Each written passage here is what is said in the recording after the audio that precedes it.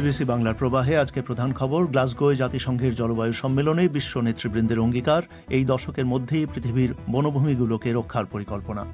গ্লাসগোয় সম্মেলনে যোগ দিয়েছেন বাংলাদেশের প্রধানমন্ত্রী শেখ হাসিনাও।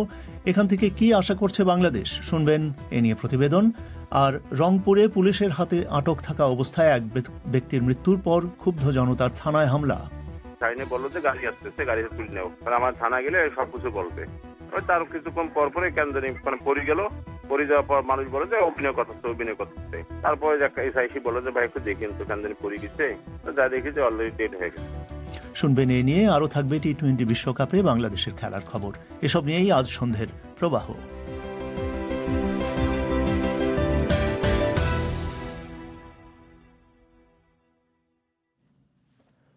বিবিসি বাংলার সান্ধ্য অনুষ্ঠান প্রবাহে আপনাদের সবাইকে স্বাগত জানাচ্ছি। আমি পুলক গুপ্ত। রেডিওতে শর্টওয়েভ ছাড়াও অনুষ্ঠানটি আপনারা শুনতে পাচ্ছেন ঢাকা সহ বাংলাদেশের বড় শহরগুলোতে FM প্রচার তরঙ্গে, আর ইন্টারনেটে লাইভ শোনা যাচ্ছে বিশ্বব্যাপী bbcbangla.com এই ওয়েবসাইটে। এখনকার প্রধান খবর, যুক্তরাজ্যের গ্লাসগো শহরে জাতিসংঘের জলবায়ু সম্মেলনে বিশ্ব নেতৃবৃন্দ অঙ্গীকার করেছেন যে তারা এই দশকের মধ্যেই বনভূমি উজাড় হওয়া থামানোর উদ্যোগ নেবেন। 100টিরও বেশি দেশের নেতারা এই উদ্যোগে যোগ দিয়েছেন। আর এই ঐকমত্যের কথা ঘোষণা করে ব্রিটিশ প্রধানমন্ত্রী বরিস জনসন বলছেন যে পৃথিবীকে রক্ষা এবং কর্মসংস্থান সৃষ্টির জোড়া লক্ষ্যকে সামনে নিয়ে এই উদ্যোগে সরকারি বেসরকারি উভয় খাতেই অংশ নেবে। আরও শুনুন ফারহানা পারভিনের কাছে। গ্লাসগোতে COP26 সম্মেলন শুরু হওয়ার পর এটি ছিল পরিবেশ রক্ষার জন্য প্রথম বড় উদ্যোগের ঘোষণা। জলবায়ু পরিবর্তনের পেছনে ব্যাপক হারে গাছ কাটাও একটা ভূমিকা রাখছে, কারণ বনভূমি বাতাস থেকে কার্বন ডাই অক্সাইড শোষণ করে এবং বনভূমি উজাড় হলে বাতাসে কার্বনের পরিমাণ বেড়ে যায়। ব্রাজিল, কঙ্গো ও ইন্দোনেশিয়ার বনভূমিগুলো রক্ষার ব্যাপারটিকে এই উদ্যোগে বিশেষভাবে জোর দেয়া হচ্ছে। এই উদ্যোগের অর্থায়নের জন্য প্রায় $2,000 কোটি পাওয়া যাবে, যা আসবে সরকারি ও বেসরকারি উভয় খাত থেকেই। আরও গুরুত্বপূর্ণ হল, এই উদ্যোগে স্বাক্ষরকারী দেশগুলোর মধ্যে ব্রাজিলও আছে, যে দেশে আমাজনের মতো বিশাল বনভূমির বহু অংশই ইতিমধ্যে উজাড় হয়ে গেছে। বিশেষজ্ঞরা এই উদ্যোগে স্বাগত জানিয়েছেন, তবে তারা বলছেন এটি যথেষ্ট উচ্চাভিলাষী উদ্যোগ নয় এবং এতে কাজও হবে ধীরগতিতে, যার ফলে এর মাধ্যমে আরও 1 দশক ধরে বনভূমি উজাড় হওয়াকেই আসলে সবুজ সংকেত দেয়া হল। COP26-এ গুরুত্বপূর্ণ চুক্তিতে মিথেন গ্যাস নির্গমন কমানোর লক্ষ্যে আরেকটি চুক্তি সই করবেন বিশ্ব নেতারা। জলবায়ু পরিবর্তনের অন্যতম কারণ এই মিথেন নির্গমন 2030 সালের মধ্যে 30% কমাতে চাইছে যুক্তরাষ্ট্র ও ইউরোপীয় ইউনিয়ন, কিন্তু চীন, রাশিয়া ও ভারত এতে যোগ দেবে বলে মনে করা হচ্ছে না। এছাড়া আজ গ্লাসগোতে সম্মেলনে ভবিষ্যতের জন্য পরিবেশবান্ধব প্রযুক্তি উদ্ভাবনের একটি উদ্যোগেরও ঘোষণা আসবে। ফারহান পারভিন। গ্লাসগোতে চলতি এই জলবায়ু সম্মেলনে বাংলাদেশের প্রধানমন্ত্রী শেখ হাসিনা বলেছেন যে পৃথিবীর উষ্ণতা বৃদ্ধিতে কোনো দায় না থাকা সত্ত্বেও তার দেশকে চরম ঝুঁকিতে পড়তে হয়েছে এই জন্য। সোমবার বিকালে দেয়া তার ভাষণে শেখ হাসিনা বলেন যে শিল্পোন্নত দেশগুলোকে এখনই কার্বন নির্গমনে হ্রাস টানতে হবে এবং যে ক্ষতি তারা করেছেন তার দায়ভাগ স্বীকার করতে এবং বহন করতে হবে। পরে বাংলাদেশের পররাষ্ট্রমন্ত্রী বিবিসি বাংলাকে বলেন যে কয়লা এবং তেল পোড়ানোর উপরে নির্ভরতা কমানোর চেষ্টা বাংলাদেশ করবে, কিন্তু তার জন্য প্রযুক্তি দিতে পুঁজি যোগাতে হবে উন্নত বিশ্বকেই। গ্লাসগো থেকে শুনুন শাকিল আনোয়ারের প্রতিবেদন। Excellencies, while contributing less than 0.47% of global emissions, Bangladesh is one of the most... গ্লাসগোর জলবায়ু সম্মেলন কেন্দ্রে সোমবার বিকেলে বাকি বিশ্বের নেতাদের সামনে দাঁড়িয়ে বাংলাদেশের প্রধানমন্ত্রী বলেন যে তার দেশের কার্বন নিঃসরণের পরিমাণ ধর্তব্যের মধ্যেই পড়ে না। বিশ্বের মোট নিঃসরণের মাত্র 0.4%, অথচ দেশটি জলবায়ু পরিবর্তনের প্রধান একটি শিকার। তিনি বলেন তার সরকার সংকট সামলানোর চেষ্টা করছে, কিন্তু উন্নত দেশগুলোকে তাদের ঐতিহাসিক দায় স্বীকার করতে হবে, চোকাতে হবে। শেখ হাসিনা এরপর এক এক করে এক একটি বাক্যে তার দাবি তুলে ধরেন। First, the major emitters must submit ambitious NDCs and implement those. এক নম্বর, কার্বন নিঃসরণের প্রথম সারির দেশগুলোকে নিঃসরণ কমাতে এখনই উচ্চাভিলাষী পরিকল্পনা তুলে ধরে বাস্তবায়ন শুরু করতে হবে। 2, জলবায়ু পরিবর্তনের ঝুঁকিপূর্ণ দেশগুলোকে বছরে $100 বিলিয়ন দেওয়ার প্রতিশ্রুতি রাখতে হবে। 3, কার্বনমুক্ত অর্থনীতির জন্য ঝুঁকিপূর্ণ দেশগুলোকে প্রযুক্তি যোগাতে হবে এবং দীর্ঘদিন ধরে যথেচ্ছ কার্বন পুড়িয়ে কিছু দেশ বাকি বিশ্বের যে ক্ষতি করেছে তার হিসেব হতে হবে। বাস্তুচ্যুত মানুষদের দায়ভাগ বহন করতে হবে। শক্ত শক্ত কথা বলেছেন শেখ হাসিনা। তবে উন্নয়নশীল দেশগুলো এখন শিল্প উন্নয়নের পথ নেওয়ায় তাদেরও কার্বন নিঃসরণ বাড়ছে এবং বাড়বে। এ ব্যাপারে কি প্রতিশ্রুতি দিচ্ছে বাংলাদেশ? সম্মেলন কেন্দ্রের ভেতরে জিজ্ঞেস করেছিলাম বাংলাদেশের পররাষ্ট্রমন্ত্রী AK আব্দুল মোমেনকে। 40% আমরা রিনিউয়েবল এনার্জি করব, 2014 মধ্যে করব। আমরা বলেছি যে আমরা গাছ লাগাবো, মিলিয়নস অফ গাছ আমরা লাগাচ্ছি, এফরেস্টেশন করতেছি।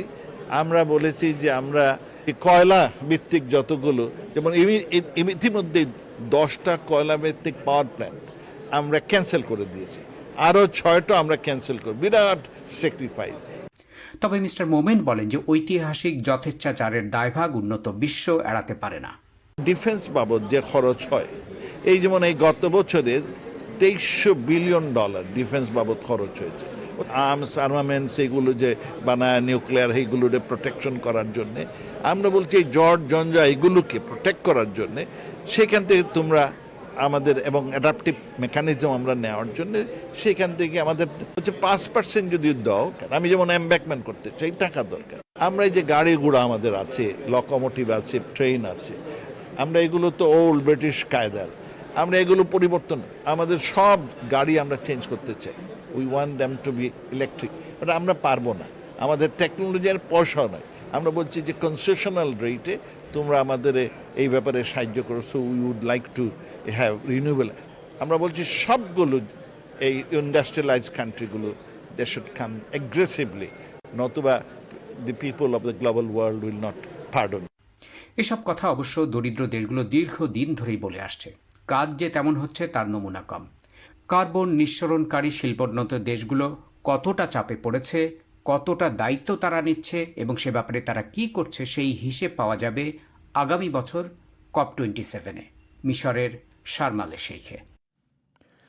গ্লাসগো থেকে শাকিল আনোয়ার। বাংলাদেশের উপকূলীয় এলাকাগুলোতে জলবায়ু পরিবর্তনের প্রভাবে ঝড়, বন্যা এবং নানা ধরনের প্রাকৃতিক দুর্যোগের সময়ে যে সমস্ত ঝুঁকি দেখা দেয় সেগুলো প্রধানত মোকাবিলা করতে হচ্ছে নারীদের। কৃষিখাত ক্ষতিগ্রস্ত হওয়ার কারণে পুরুষেরা কাজের সন্ধানে দূর দূরান্তে যাচ্ছেন, ফলে পরিবারের দেখাশোনা, গৃহস্থালী কাজকর্ম এগুলোর ভার নিতে হচ্ছে নারীদেরকেই। কিভাবে সামাল দিচ্ছেন এই কাজ তারা? সাতক্ষীরার শ্যামনগর উপজেলা থেকে ফিরে আকবর হোসেনের প্রতিবেদন। সংসার সন্তান নিয়ে ফাতেমা বেগমের একাকী সংগ্রাম। জলবায়ু পরিবর্তনের কারণে লবণাক্ততা বেড়ে যাওয়ায় এলাকায় কোনো কৃষি কাজ নেই। সেজন্য উপার্জনের আশায় তার স্বামী কখনো ঢাকায় কিংবা কখনো দেশের অন্যান্য প্রান্তে ছুটে চলেছেন প্রতিনিয়ত। বছরের বেশিরভাগ সময় স্বামী বাড়িতে না থাকায় সংসারের সব কাজ সামাল দিতে হয় ফাতেমা বেগমকে। এই 6 মাস আমাদের খুবই সংসারের দুরবস্থা। তো ওই 6 মাস উনি বাইরে থাকবে আর 6 মাস বাড়িতে থাকবে। এই বাচ্চা কাছে অসুস্থ হয়, এগুলো আমি ম্যানেজ করি। এই কাটাও আমি ম্যানেজ করি, এই বাজার ঘাট করাও আমি ম্যানেজ করি। এই যে বাড়িটা দুটো মানুষ হলে ইয়াও আমি ম্যানেজ করি। ফাতেমা বেগমের মতোই স্বামীর অনুপস্থিতিতে সবকিছু সামলে নিচ্ছেন মাহবুবা খাতুন। গ্রামে কোনো কাজ নেই, সেজন্য সংসার চালাতে গিয়ে ঋণের জালে জড়িয়েছিলেন তার স্বামী। বাধ্য হয়ে এক পর্যায়ে গ্রাম ছেড়ে এখন ঢাকায় এসে কাজ করছেন মাহবুবা খাতুনের স্বামী। ফলে সবকিছু একাই মোকাবেলা করছেন তিনি। এই দলটা ঝড়ে ভেঙে পড়ে গিয়েছিল, যাওয়ার পরে তাই আমি লোকের কাছ থেকে ধার করে নিয়ে তাই সোজা করেছি। শ্যামনগর উপজেলার গ্রামগুলোতে বেশিরভাগ পরিবারের কর্মক্ষম পুরুষদের বেশিরভাগই এখন কাজের আশায় শহরমুখী হয়েছেন। আপনারা কেমন আছেন? হ্যাঁ, ভালো। কি করছেন আপনারা এখানে? আমরা সকাল থেকে বসে গল্প আড্ডা দিচ্ছি, এবারে খেলাধুলো। কোনো কাজ নাই? না, আমাদের কোনো কাজ নেই। শ্যামনগর উপজেলার বিভিন্ন জায়গায় কর্মসংস্থানের চরম সংকট। এলাকার বেশিরভাগ মানুষ অবসর সময়ে দিনের বেলায় এভাবে দোকানে বসে বা বিভিন্ন জায়গায় একসাথে বসে গল্প করে কিংবা আড্ডা মেরে তাদের সময় কাটাচ্ছেন। কারণ এই এলাকায় কর্মসংস্থানের প্রধান সুযোগটি হচ্ছে বিভিন্ন চিংড়ি ঘেরে, কিন্তু চিংড়ি ঘেরে এখন কাজের সুযোগ নেই। আর এলাকায় অল্প কিছু মানুষ যারা ভ্যান চালিয়ে কিংবা মোটরসাইকেল চালিয়ে নিজেদের জীবন জীবিকা নির্বাহ করছেন, আর বেশিরভাগ মানুষ তারা চলে যাচ্ছেন দূর দূরান্তে কর্মসংস্থানের খোঁজে। স্বামী শহরমুখী হলেও তার পাঠানো টাকায় সংসার চলে না ফাতেমা বেগমের। এই জন্য সংসার সামলানোর পাশাপাশি নিজেও চিংড়ি ঘেরে দিনমজুরের কাজ করেন, কিন্তু সে কাজও সবসময় থাকে না। এই যেটা ঈদ আসে, যে পোদের হিন্দুদের আছে যে এটা পুজো পার্বণ আছে, তাদের ছেলে মেয়ে এটা ভালোভাবে পোশাক পাতি দেয়, কিন্তু আমাদের খুবই কষ্ট হয়। সে আমরা না বললে বুঝতে পারবো না, খুব কষ্ট হয়। এতে করে আমাদের কান্না আসে। আপনি শুনতেছেন তো আমার এখন কান্না পাচ্ছে। আমরা শ্যামনগর উপজেলার বিভিন্ন গ্রামে প্রকৃতি এবং জীবন নিয়ে লড়াইটা মূলত নারীদের। গৃহস্থালির কাজ করা, দূর দূরান্ত থেকে খাবার পানি আনা কিংবা ঘরে বাইরে অন্যান্য কিছু সবই সামাল দিতে হচ্ছে তাদের। মাহবুবা খাতুন বলছিলেন, জীবন বেশ কঠিন হয়ে উঠেছে তার জন্য। বহুত কঠিন লাগছে, ছেলে মেয়ে স্কুলে নিকানো, রাত্রে নিয়ে আসা, দাবার দিয়ে আসা, এবারে ডাক্তার পানি দেখানো, নিজে যেতে হবে। জলবায়ু পরিবর্তনের কারণে লবণাক্ততা বেড়ে যাওয়া সহ অন্যান্য প্রাকৃতিক দুর্যোগের ধাক্কা সাতক্ষীরা উপকূলে সামলে নিচ্ছেন নারীরাই। তবে এ উপকূলে জীবন দিনকে দিন চ্যালেঞ্জিং হয়ে উঠছে। নারীরাই বা আর কতদিন সেটি সামলে নিতে পারবেন, নাকি পুরুষদের মতো তারাও শহরমুখী হবেন? নারীদের মনে এখন সে প্রশ্ন উঠছে। আকবর হোসেনের প্রতিবেদন। আপনারা শুনছেন বিবিসি বাংলার সান্ধ্য অনুষ্ঠান প্রবাহ। বাংলাদেশের উত্তরাঞ্চলীয় জেলা রংপুরে পুলিশের হাতে আটক থাকা অবস্থায় এক ব্যক্তির মৃত্যুর ঘটনায় সেখানকার একটি থানায় আক্রমণের ঘটনার পরদিন আজ দুটি মামলা হয়েছে। পুলিশ বলছে যে মাদক বিরোধী অভিযানে ওই ব্যক্তিকে আটকের সময় তার মৃত্যু হয় এবং এরপর কয়েকশো মানুষ লাঠিসোঁটা নিয়ে থানায় আক্রমণ করে। কিন্তু সেখানে থানায় আক্রমণের মতন ঘটনা কেন ঘটল তাই নিয়ে শুনুন ঢাকা থেকে কাদির কল্লোলের প্রতিবেদন। রংপুরের হারাগাছ থানা এলাকায় একটি বাজারের সামনের রাস্তায় পুলিশ আটক করলে তাজুল ইসলাম নামের এক ব্যক্তির মৃত্যুর ঘটনা ঘটে সোমবার সন্ধ্যায়। ঘটনাস্থলেই একটি ঔষধের দোকানে রোগী দেখছিলেন স্থানীয় একজন ডাক্তার মোশাররফ হোসেন। তিনি জানিয়েছেন, পুলিশ ওই ব্যক্তিকে তার দোকানের সামনে দৌড়িয়ে ধরার পর দু একটা প্রশ্ন জিজ্ঞেস করেই হাতকড়া পরিয়ে দিয়েছিল, কিন্তু অল্প সময়ের মধ্যেই আটক ব্যক্তি মাটিতে লুটিয়ে পড়লে লোকজন জড়ো হয়ে যায়। মিস্টার হোসেন বলেছেন, পুলিশের অনুরোধে তিনি সেখানে গিয়ে ওই ব্যক্তির শরীর পরীক্ষা করে মৃত্যু নিশ্চিত করেছিলেন। ঘটনাটা ওনাকে পুলিশ ধরলো, করার পর জিজ্ঞেস করলো যে স্কুলে মোটা কেন চুরি করছিস? ও কথা বলতেছে না। পরে বললো যে হ্যান্ডকাপ পরাও। হ্যান্ডকাপ পরালো। হ্যান্ডকাপ পরা কিছুক্ষণ পরে একটু সাইনে বললো যে গাড়ি আসতেছে, গাড়িতে তুলে নেও, আমার থানা গেলে সবকিছু বলবে। তার কিছুক্ষণ পরে কেন জানি পড়ে গেল। পড়ে যাওয়ার পর মানুষ বলে যে অভিনয় করতেছে। আমি দোকান করতেছি। তারপরে এসে বললো যে ভাই একটু দেখেন তো, কেন জানি পড়ে গেছে। যা দেখেছি অলরেডি ডেড হয়ে গেছে। আটকের সময় মারা যাওয়া ওই ব্যক্তি তাজুল ইসলামের বয়স 59 বছর এবং তিনি এলাকায় একটি ব্যবসায়িক প্রতিষ্ঠানে চাকরি করতেন বলে তার ছোট ভাই আবুজার জানিয়েছেন। এর বাইরে তিনি এবং তার পরিবারের অন্য সদস্যরা মৃত্যুর এই ঘটনা নিয়ে কোনো কথা বলতে রাজি হননি। তবে তাদের পরিবারের পক্ষ থেকে অপমৃত্যুর মামলা করা হয়েছে। সোমবার সন্ধ্যায় এই মৃত্যুর খবর ছড়িয়ে পড়লে এলাকার লোকজন ঘটনাস্থলে জড়ো হতে থাকেন। সেখানে রাতে এক পর্যায়ে কয়েকশো মানুষ অল্প দূরত্বেই হারাগাছ থানায় আক্রমণ করেন। পুলিশ কাঁদানে গ্যাস এবং রাবার বুলেট ছুঁড়ে পরিস্থিতি নিয়ন্ত্রণ করেছিল। সেই এলাকার কাউন্সিলর নুরফুল মিয়া বলেছেন, পুলিশ নির্যাতন করে মেরেছে, এই খবর লোকমুখে ছড়িয়ে পড়ার কারণে এত বড় হামলার ঘটনা ঘটেছে। পুলিশ ধরার পরে তো মারা গেছি, এখন সবাই বলতেছে বলে পুলিশ জানিয়ে মারছে। এই জন্য পরে জনগণ সবগুলো বিগড়িয়ে থানা আক্রমণ করেছিল আর কি। থানা আক্রমণ করার পরে অনেক ফোর্স টোস আসি গেল, আসার পরে শান্ত হয়েছে। রংপুরের একজন মানবাধিকার কর্মী শিরিন আক্তার মনে করেন, মৃত্যু নিয়ে ভুল তথ্য ছড়িয়ে পড়ার পর তা যাচাই না করেই অনেক মানুষ হামলায় অংশ নিয়েছিলেন। আসলে ভুল তথ্য প্রচার করার কারণে এই ঘটনাটা ঘটেছে। কিছু লোক আর কি তথ্য দিয়েছে যে পুলিশ গুলি করে মেরেছে। এই খবর পাওয়ার পরেই কিন্তু আপনারা অন্য কিছু শুনতে চাইনি। এই খবরের প্রেক্ষিতে কিন্তু এরকম একটা ঘটনা ঘটেছে। থানায় হামলা, ভাঙচুর এবং সহিংসতার অভিযোগে পুলিশ অজ্ঞাতনামা অনেক ব্যক্তিকে অভিযুক্ত করে একটি মামলা করেছে।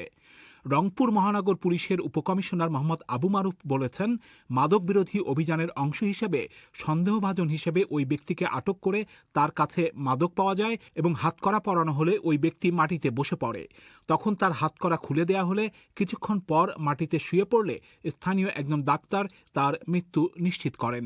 আমাদের মাদক বিরোধী যে অভিযান চলছে, ওই অঞ্চলটা মাদক অধ্যুষিত। তাদের বিরুদ্ধে একাধিক মামলা হয়েছে। তারা এই মাদক যারা কারবারি আছে, মাদক সেবনকারী আছে, তারা কিন্তু একটা চ্যালেঞ্জের মুখোমুখি হয়েছে যে তারা কোনোভাবেই মাদক সেবন এবং মাদক ব্যবসায় তারা স্বাচ্ছন্দ্য করতে পারছে না, এবং এটার জন্য তারা পুলিশের প্রতি আগে থেকে এগ্রেসিভ। এবং সেখানে অবশ্যই একটা অ্যান্টি গভর্নমেন্ট ফোর্স আছে, অ্যান্টি গভর্নমেন্ট লোকজন আছে যেটা তাদের সাথে সম্পৃক্ত হয়েছে। দিয়ে এটাকে একটু ভিন্ন খাতে প্রয়োগ করেই এই ধরনের এই থানার প্রতি আক্রমণ। এদিকে ওই ব্যক্তির মৃতদেহের ময়নাতদন্ত করা হয়েছে। পুলিশের পক্ষ থেকে মৃতদেহ পরিবারের কাছেও হস্তান্তর করা হয়েছে। ঢাকা থেকে কাদির কল্লোল। আপনারা শুনছেন প্রবাহ। এবারে আজকের সংক্ষিপ্ত বিশ্ব সংবাদ মাসুদ হাসান খানের কাছে। চীন বলছে দেশটির প্রেসিডেন্ট শি জিনপিংকে জাতিসংঘের জলবায়ু সম্মেলনে ভিডিও লিঙ্কের মাধ্যমে ভাষণ দেওয়ার সুযোগ দেওয়া হয়নি। বিশ্বের শীর্ষ গ্রিনহাউস গ্যাস নির্গমনকারী দেশ চীনের নেতা যখন শুধু লিখিত বিবৃতি তুলে দেন, তখন বিস্ময় প্রকাশ করা হয়েছিল। অনেকে ধারণা করেছিল চীন এই সম্মেলনকে খাটো করছে, কিন্তু চীনের পররাষ্ট্র মন্ত্রণালয় এখন বলছে তাদের ভিডিওতে কথা বলার সুযোগই দেয়া হয়নি। আফগানিস্তানের রাজধানী কাবুলে একটি সামরিক হাসপাতালের উপর হামলায় 20 জনের বেশি প্রাণ হারিয়েছে বলে খবর পাওয়া যাচ্ছে।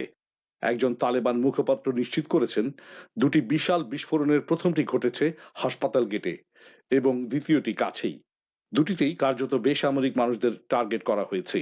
একজন নার্স বলেছেন হামলাকারীরা যাকে সামনে পাচ্ছে তাকেই গুলি করছে। কেউ এখনো হামলার দায় স্বীকার করেনি।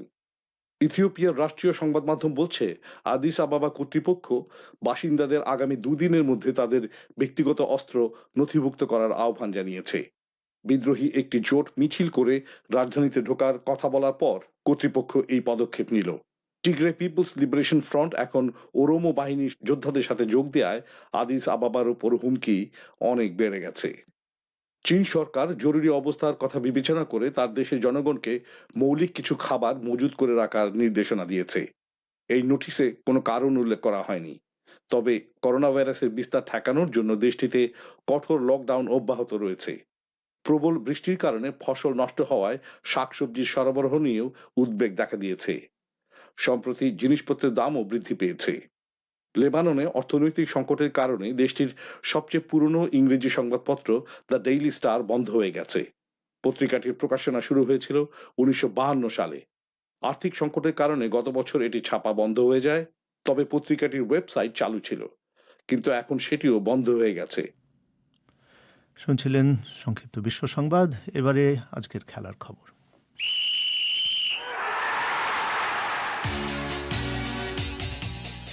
টি-20 বিশ্বকাপে আজ বাংলাদেশ আর দক্ষিণ আফ্রিকার মধ্যেকার খেলায় দক্ষিণ আফ্রিকা 6 উইকেটে বিজয়ী হয়েছে।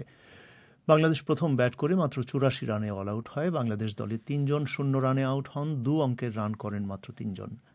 85 রানের জয়ের লক্ষ্য নিয়ে দক্ষিণ আফ্রিকা মোটামুটি সহজেই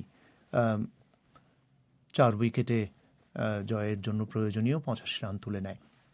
আরও জানাতে এখন অনুষ্ঠানে যোগ দিচ্ছেন বিবিসি বাংলার রায়হান মাসুদ। রায়হান, বাংলাদেশের জন্য আরেকটি খারাপ হার এবং আজকেও ব্যাটসম্যানরাই ডুবিয়েছেন। কিভাবে হলো ব্যাপারটা? ঠিক তাই, একদম শুরু থেকেই বাংলাদেশ প্রথম উইকেটটা যখন হারায় 22 রানের মাথায়, তখন থেকেই বাংলাদেশের আসলে মনে হচ্ছিল যে এই ম্যাচে বাংলাদেশ খুব একটা সুবিধা করতে পারবে না।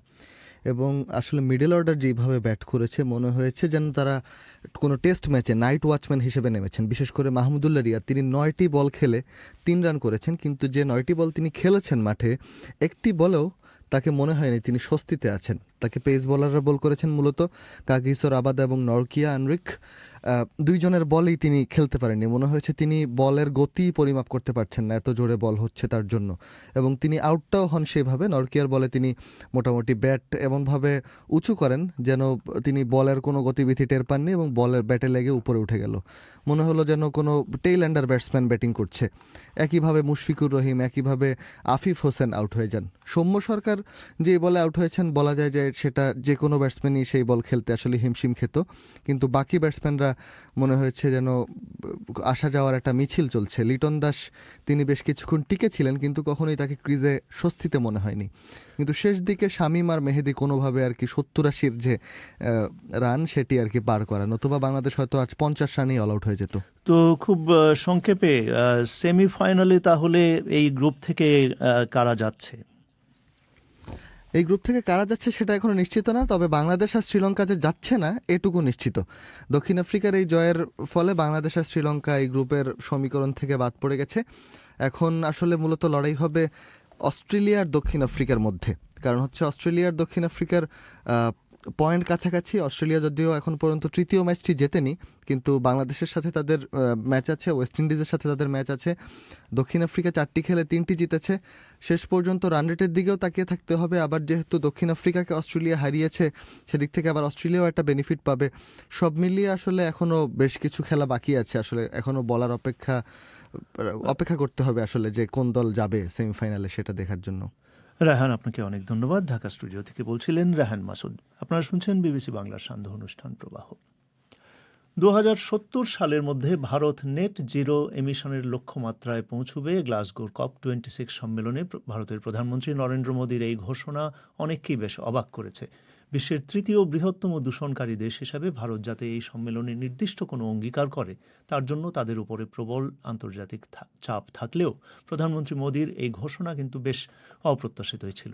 দিল্লিতে অবশ্য বিশেষজ্ঞরা বলছেন যে 2070-এর লক্ষ্যমাত্রার তুলনায় ভারত স্বল্পমেয়াদে যে সমস্ত লক্ষ্য পূরণের কথা বলেছে সেগুলোই অনেক বেশি গুরুত্বপূর্ণ, আর নেট জিরো অর্জন করার যে বিপুল বিনিয়োগ লাগবে সে কথাও তারা মনে করিয়ে দিচ্ছেন।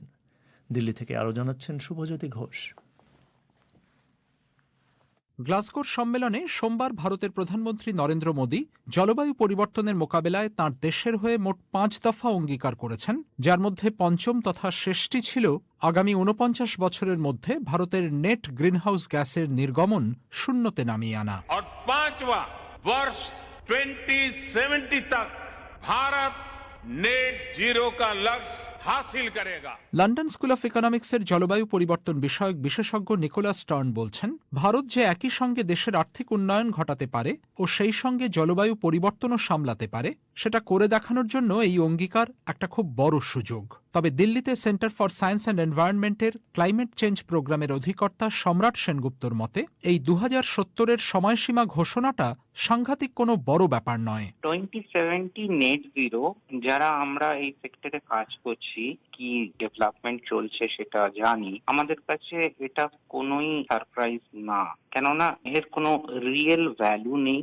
It's just China, which is 10 years ahead of us in terms of its economy, who has declared 2060.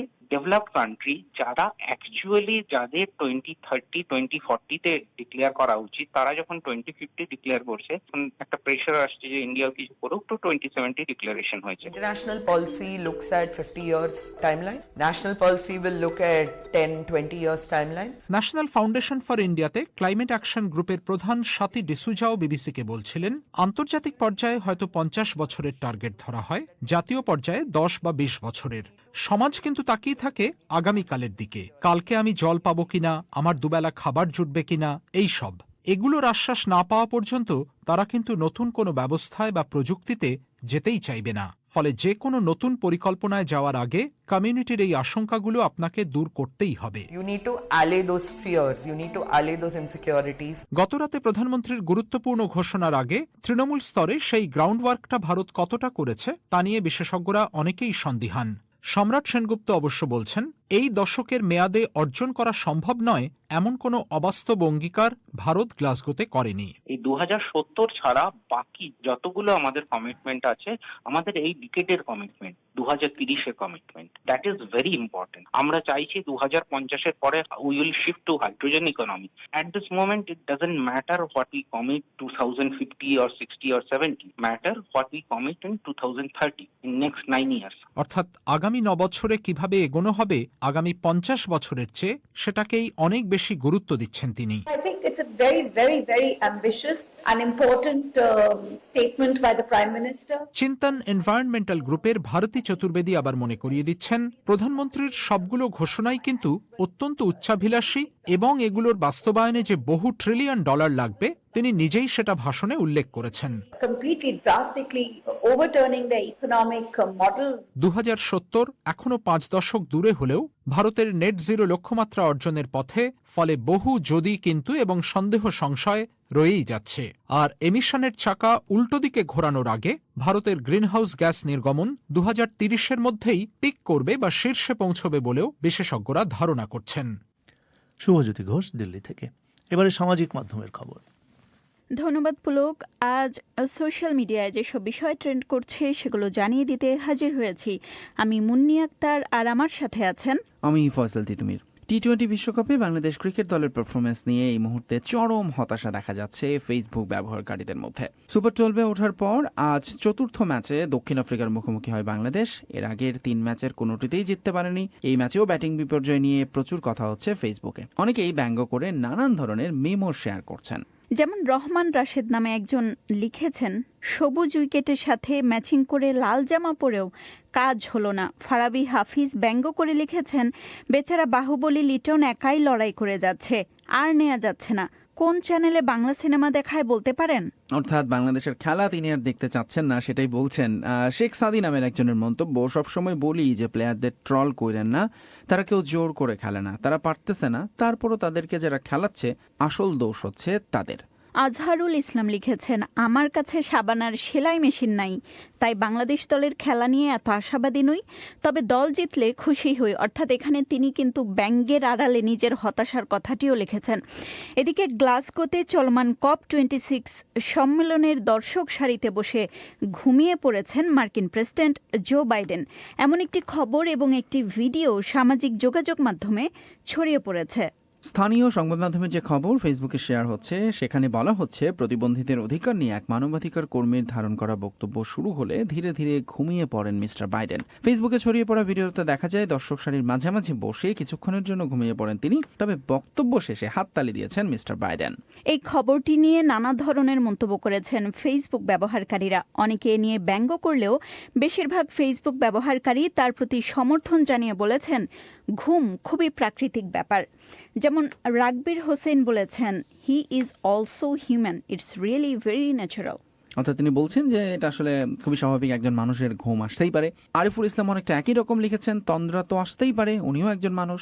আর হৃদি ইসলামের মন্তব্য, আজব, মানুষের শরীরের তো ক্লান্তি আছে, উনি প্রেসিডেন্ট বলে কি ঘুম আসলে চোখ বন্ধ করতে পারবেন না? অর্থাৎ মনে বেশ ইতিবাচক মন্তব্য কিন্তু দেখা যাচ্ছে অনেকেরই। ঠিকই বলেছেন তিতুমির। যেমন আলমগীর হোসেন খন্দকার, তিনি লিখেছেন, চোখ বন্ধ রাখা মানেই ঘুম যাওয়া নয়, এমনকি কখনো কখনো চোখ বন্ধ রেখে কোনো কিছু শ্রবণে অধিক মনোযোগ দেওয়াও যেতে পারে। সামাইর আক্তার সিয়া অবশ্য কিছুটা ব্যঙ্গ করে বলছেন, ব্যাপার না, ক্লাস চলাকালীন সময়ে আমিও ছোটখাটো ঘুম দিয়ে উঠি।